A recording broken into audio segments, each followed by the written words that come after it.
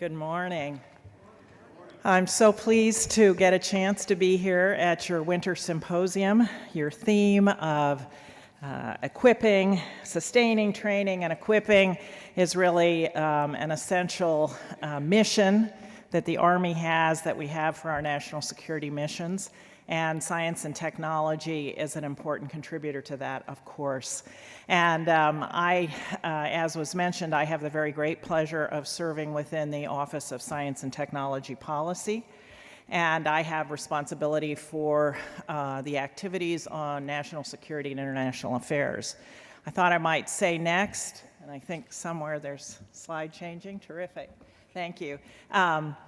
We have sort of two major responsibilities at the Office of Science and Technology Policy. OSTP is a congressionally mandated entity that needs to exist inside the White House. The director of the Office of Science and Technology Policy, Dr. John Holdren, serves both as the President's Science Advisor as well as the congressionally confirmed director of the Office of Science and Technology Policy.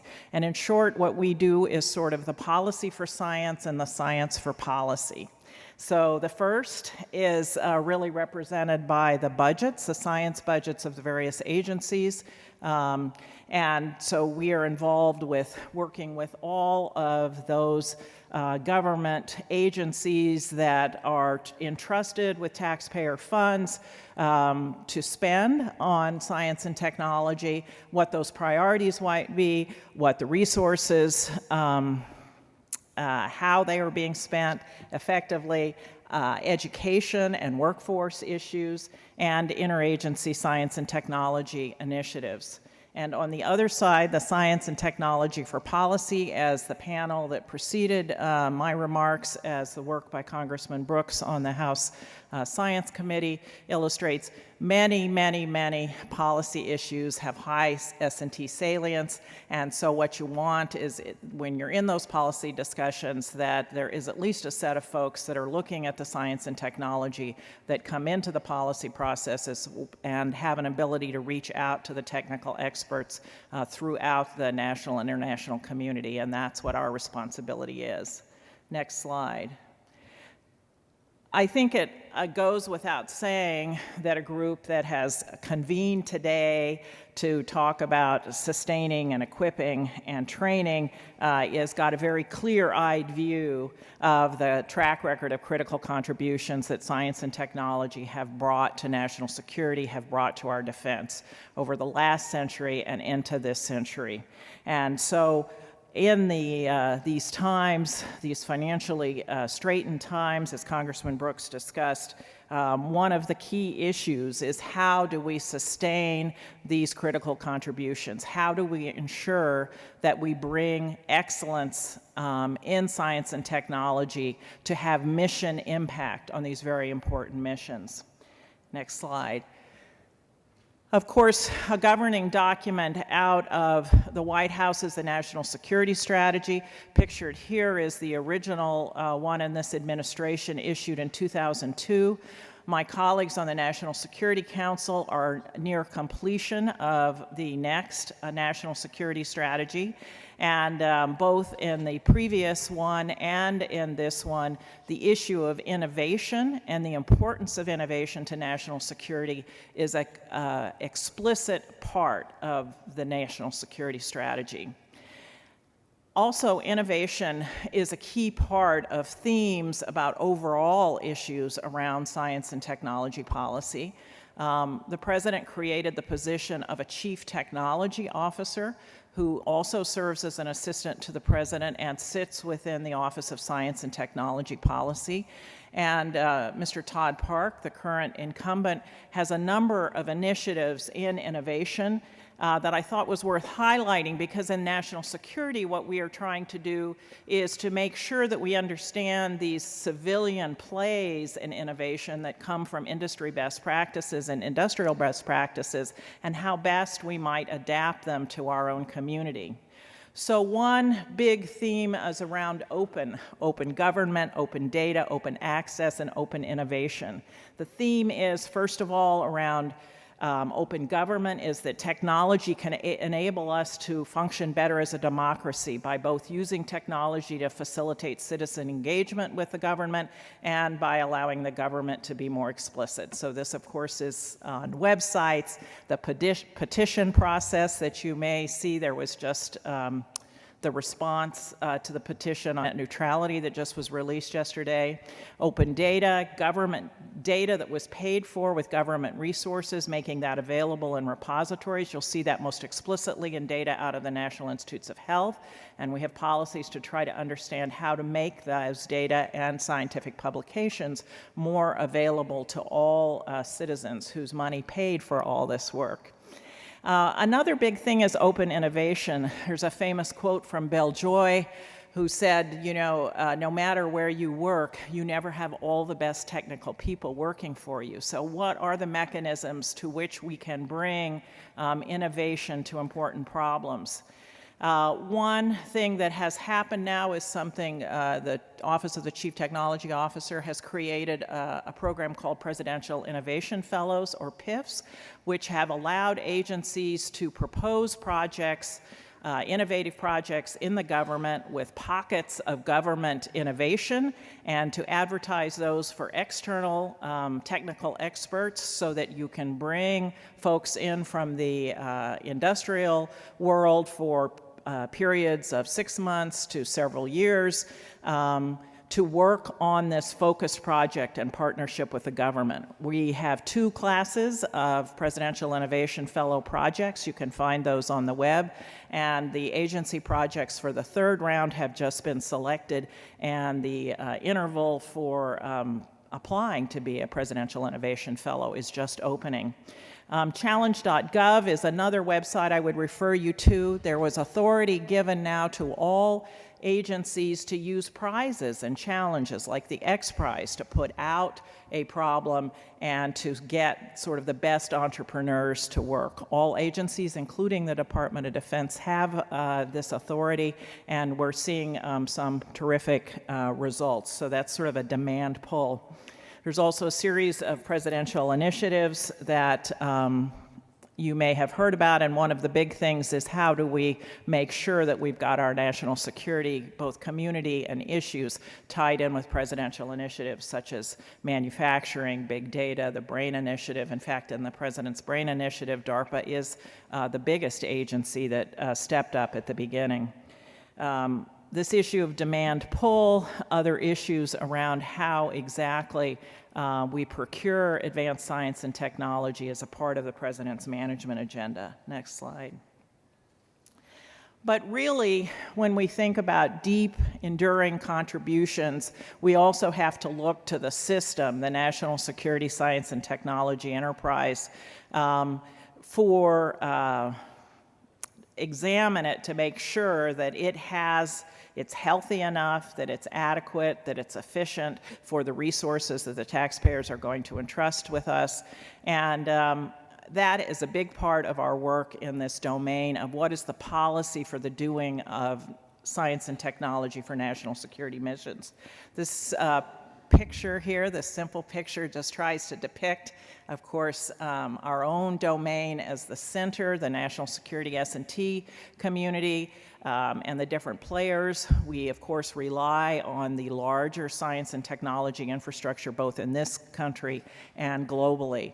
We have a number of players, and we have to think about all of the rules for engagement across these players, including our dedicated federal security laboratories like the STAR corporate laboratory for the Army Research Lab, number of technical application centers like TARDEC, for example.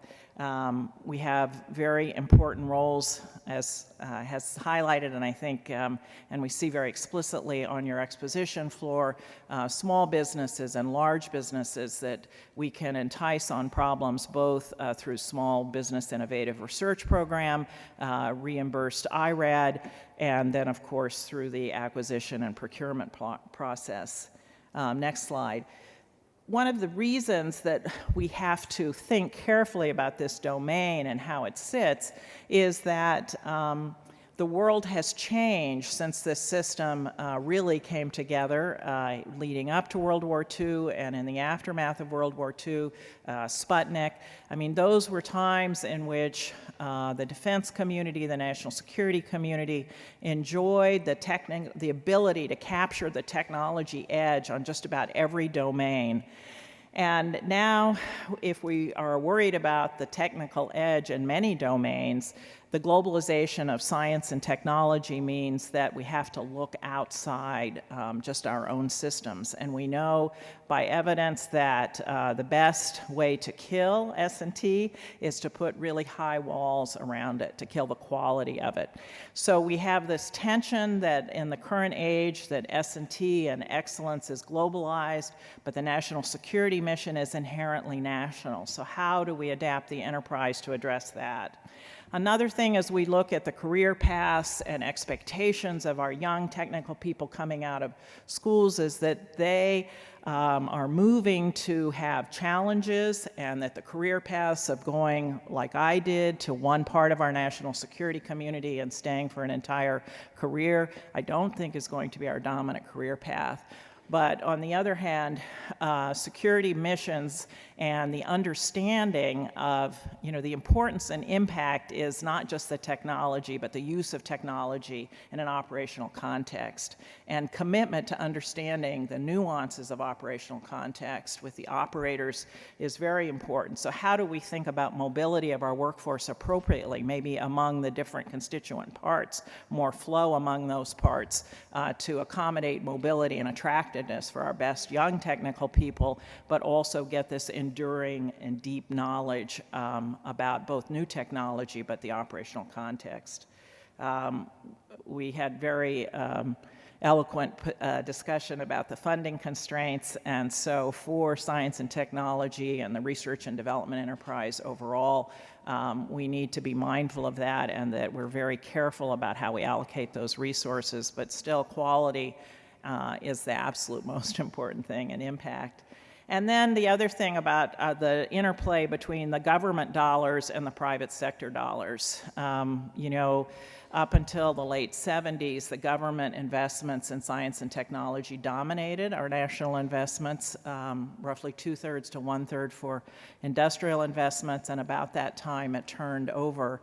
And now at present, the government investment in science and technology is really 1/3 of our overall investment, which is about 2.8% of our GDP. And so that as we think about this, we have to be even more mindful of how we spend our dollars, and we want to do it in a way that best partners with these resources in industry.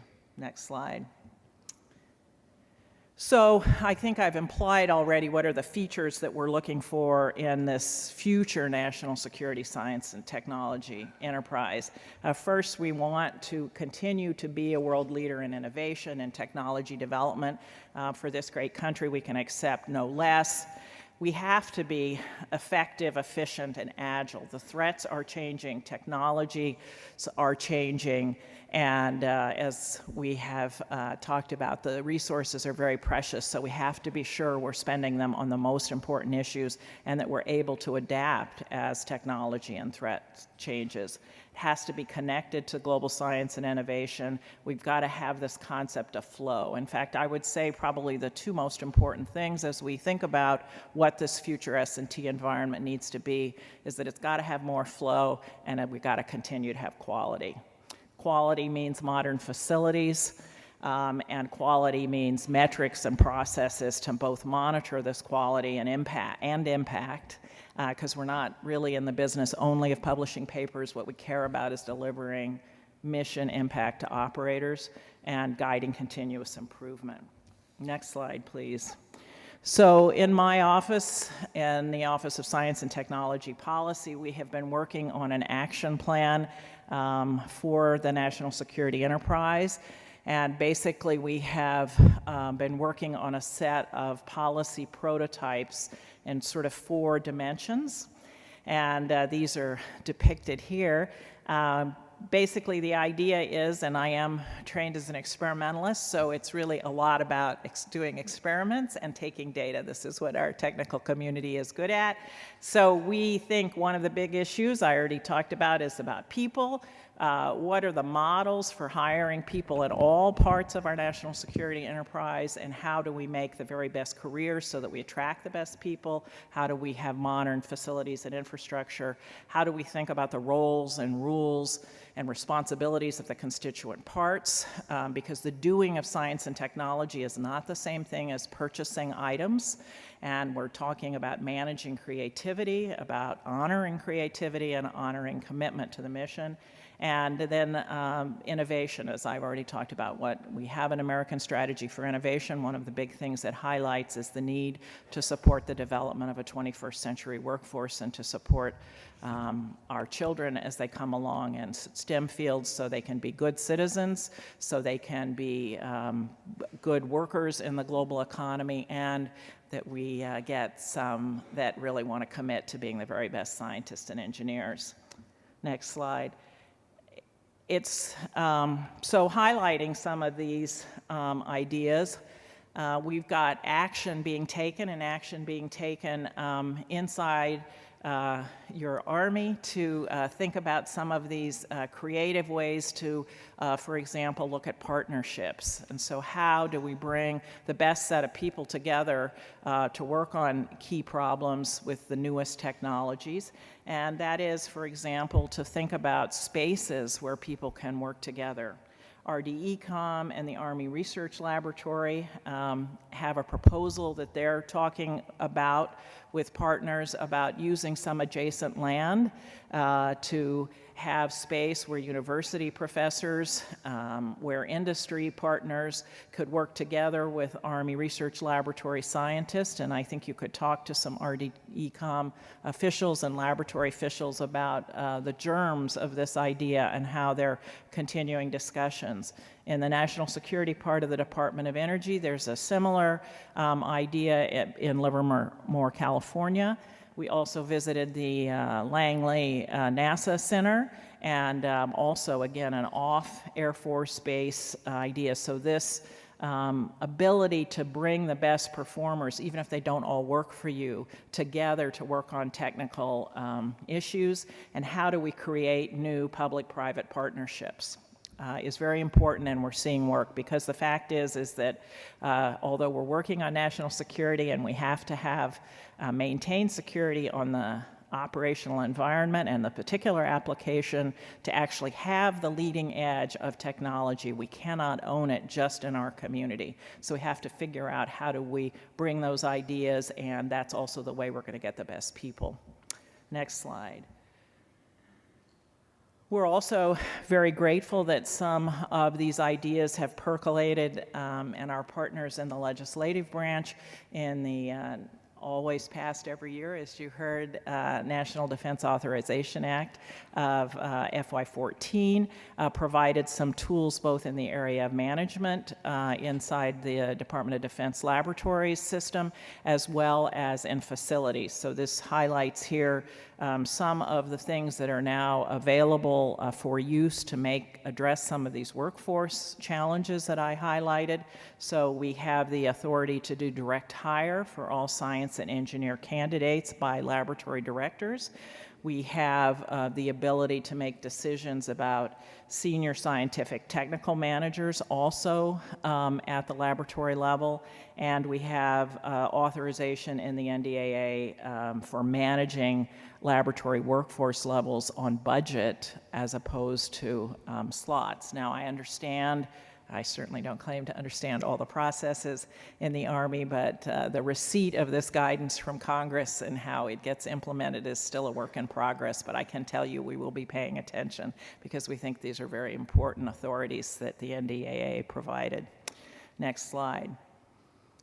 In infrastructure management, to get to these issues of modern facilities that attract the best people that allow us to do innovation, we have guidance out of the NDAA for increasing minor MILCON project funding from $2 million to $4 million per project. and allowing some ability under the 219 authorities to build an investment fund, sort of to handle capital. This continues to be a big issue. We've spent a lot of time with leaders in the Department of Defense and our colleagues in the Office of Management and Budget talking about how the fact is that, for example, the military construction funds have not really been a good place for funding to support science and technology facilities, and what really we can do to address it. And these are two terrific tools from the Congress. Next slide. I want to talk something also specific to the Army and to our workforce. OSTP has responsibility for S&T workforce at a number of activities. In particular, we work a lot on broadening participation and in retention, as does the President's Council of Advisors on Science and Technology, or PCAST. I would refer you to the PCAST website for two very good reports on K through 12 education initiatives, as well as the first 2 years of college. But there is one particular activity that's become very near and dear to my heart, and that is a set of STEM initiatives to support military children that is part of the Initiative for Military Families, which is a part of the Joining Forces initiative. I am an Air Force brat. I'm the oldest of 4 kids, in contrast to my brother, who went to 4 schools in 4 years, and one of my sisters who went to 3 schools in 3 years. I was fortunate to go all 4 years to one high school in Texas. But so one of the initiatives that we have already seen support from DODEA, a number of Army schools, and support here in Alabama is the National Math and Science Initiative AP program, which is to support high schools in teaching and opening up to all students advanced placement classes in science, in science and mathematics. We see computer science. I had the picture actually is from a big event we had just a couple of weeks ago with where both I and Colonel Morales of the head person who works for the First Lady on Joining Forces celebrated Aberdeen High School, which had the best first-year improvement in AP scores, and numbers of students who both took AP classes and who passed the test with a grade of 3 or more. And so DODEA has made big investments, a number of places. Industry has made investments to do this AP prep program, and what that allows you first is consistency among high schools as military dependents move, as well as challenging curriculum. AP classes in some schools have been restricted to just a very few, so instead what this does is set the bar higher and also encourages students and gives them extra help and gives the teachers extra help to learn. And so I think that's a terrific program. And look for some expansion here. We have some ideas. In the Initiative for Military Families, we focus on high schools that have at least 15% of the students from military families. Also, some other ideas for military kids, and we look forward to working with folks in the Army on internships at DoD labs and centers, fellowships for Army children, and mentorship opportunities. Definitely something that all of us work on these initiatives out of a real commitment to the issue. Let me, on the next slide, turn to the other side briefly. So what I've talked about is the work that we're doing, that we're very interested in on the policy for the doing of S&T for national security. To the other side, which is what are those policy areas that have high science and technology salience, and we find ourselves working on a lot. And given the discussions that preceded mine, I think it won't surprise you that at the very top of the list, and this has been true in terms of my own personal time since I was nominated for this job, is cybersecurity, is more recently the issue of big data and privacy. I will say that one of the things that I think is so important about cybersecurity is that the policy space is so undeveloped. The technology space is so rapidly evolving, as is the threat space. And one of the real issues we have is that the mental models of the way technology works, on which the policy community is thinking and the journalistic community is writing, don't actually comport all that well with the way technology actually works, and more to the point, how it's evolving, so that things we think are easy are in fact not that easy, and things that are very routine are not perceived to be. So one of the big issues that I see that we need to do as a technical community is get the alignment between these mental models and the technical reality a little better. The rest of the issues won't surprise you that, again, these are issues that are of concern in the Department of Defense, in the Army, and at the White House, and we're working to make sure that we're certainly a part of these policy discussions as they come there, but that the science and technology, the information about capabilities and real challenges are a part of that discussion. Next slide. So finally, I guess what I want to say is that I hope I've persuaded you that there is very strong support for innovation, for the work you do, for sustaining, training, and equipping the Army force, that all of us who work on these issues.